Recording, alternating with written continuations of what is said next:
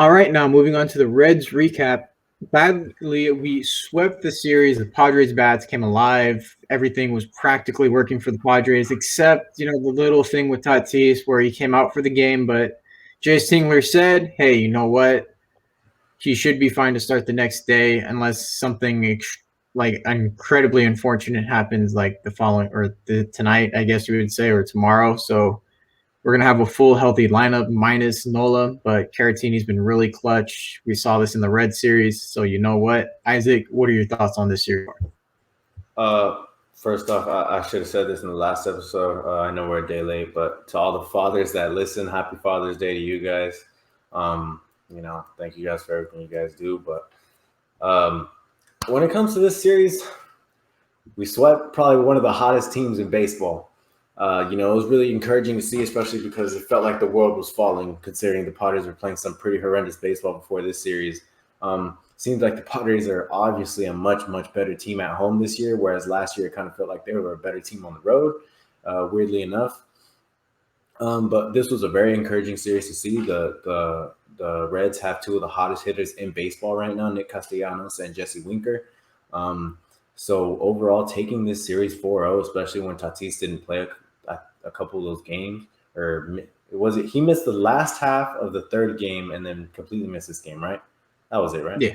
Unless I'm mistaken. But Ha-seong Kim, Mr. Hero came in, provided Mr. Hero came in, provided a huge at bat. He had the crowd roaring. Petco was electric because of him, and it was one of the most exciting moments of the season this year so far, especially considering we I think the whole Padres fan base loves Ha-seong Kim. Plays amazing defense, and he's really starting to come around with the bat.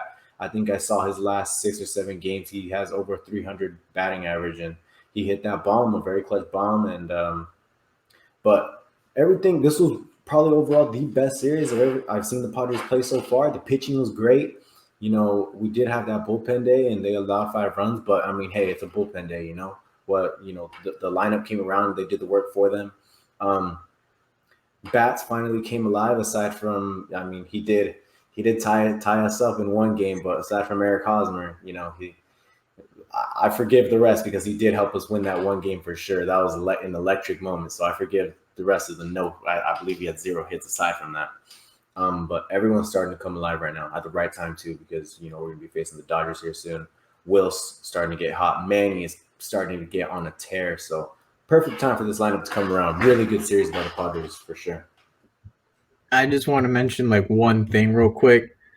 When we were watching that first game and the Reds, Milan blew it.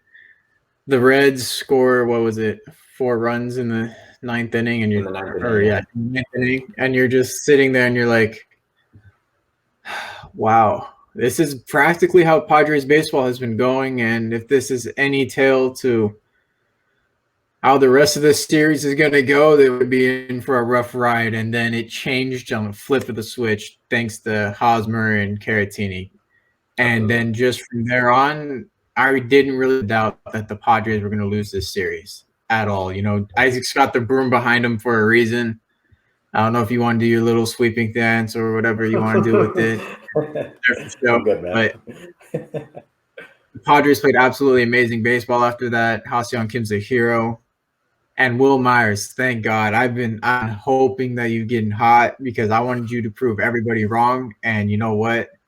He practically won us the game today. He had 2 home runs the other day, and he's been on a tear throughout this whole series. And hopefully he continues this against the Dodgers because you know what? We got Julio Urias up. And you know what? Myers hits lefties like there's no tomorrow. And at home, I think that's a recipe for greatness. So any last thoughts on this Red Series before we move on? Yeah, like you said, you talked about Myers getting hot. The whole lineup's starting to get hot right now. It's really good to see. The bats were super cold coming into this series, and it was definitely an offensive explosion that we didn't expect. I think an underrated aspect to this whole thing was that, Petco Park was finally at full capacity. The crowd was electric. I think it showed that this team feeds off the energy. I think that was very evident. We took the series and they had a bunch of energy throughout it. So really good series played by this team. Seriously, it was probably the best series I've seen from them so far, and I definitely think this is going to carry on. Hopefully, a win streak comes.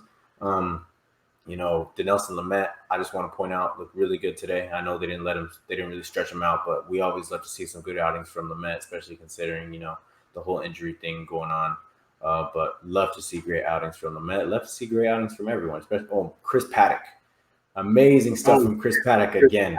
Amazing stuff from Chris Paddock again. Got to throw it out there again because, man, that dude, he's finally starting to come around. He's finally starting to show, like, I can throw this curveball. I can show everyone that I have 3 pitches and I can gas people up with my fastball. He's coming around. I love to see it.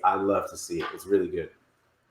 Oh my God, that curveball that he got a winker on. I don't know who it was, but that was probably the dirtiest curveball I've seen Chris Paddock throw ever. I was so excited to see that because when it dropped, I was like, that thing fell off if he can throw this just like this, our 4th starter could be an ace caliber pitcher. Yeah, I know what you guys are thinking, but it's true.